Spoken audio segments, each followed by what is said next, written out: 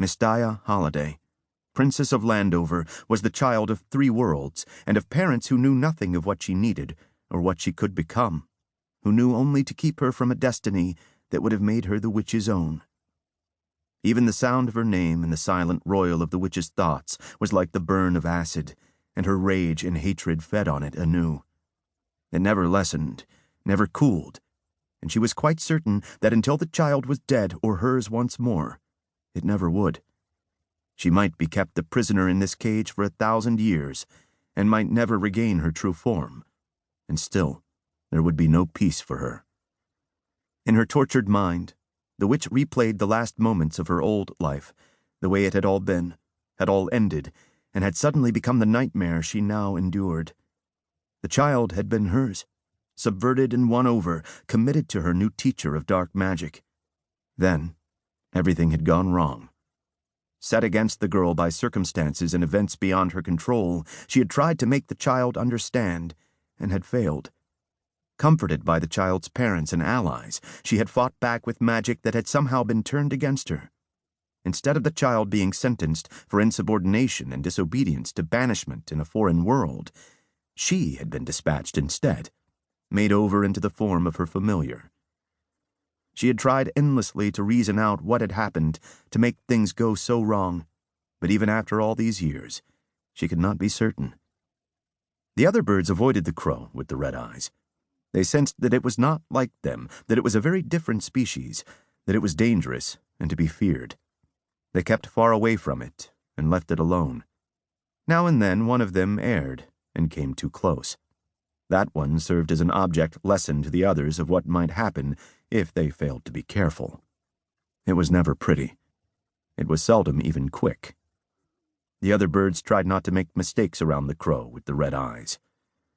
Which was the best that Nightshade, Witch of the Deep Fell, could expect if she failed to escape. Vince stood at the edge of the enclosure and studied the odd bird, just as he had been studying her for the better part of the 5 years following her abrupt and mysterious appearance. Every day, right after he got off work, unless there was a pressing reason to get home to his family, he stopped for a look. He couldn't have explained why, even if pressed to do so. Woodland Park Zoo was filled with strange and exotic creatures, some of them species so rare that they had never been seen in the wild. The crow with the red eyes was one of these. Whether she was truly a species apart or simply an aberration was something ornithologists and experts in related areas had been trying to determine from the beginning, all without success. It didn't matter much to Vince. He just found the crow intriguing and liked watching it. What he didn't much care for was the way the crow seemed to like watching him, those red eyes so intent and filled with some unreadable emotion. He wished he knew its story, but he never would, of course. Crows couldn't talk or even think much.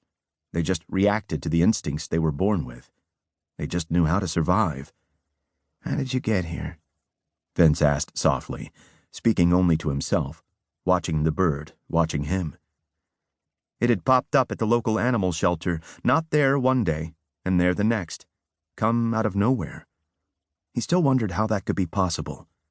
The shelter was a closed compound, and birds didn't just fly in or out.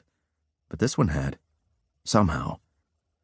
The experts had tried to trap it repeatedly after it had been transported to the zoo, hoping to get close enough to study it more carefully, but they should have thought of that before they released it into the aviary. All their efforts had failed. The birds seemed to know their intentions ahead of time and avoided all their clumsy attempts to get their hands on it. They had to content themselves with studying it from afar, which they did until more pressing and fruitful pursuits had turned their heads another way. If the bird had not been a bird, but one of the big cats or lumbering giants of the African veldt, it would have gotten more attention, Vince thought.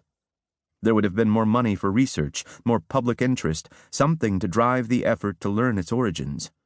Vince knew how things worked at the zoo. The squeaky wheel got the grease.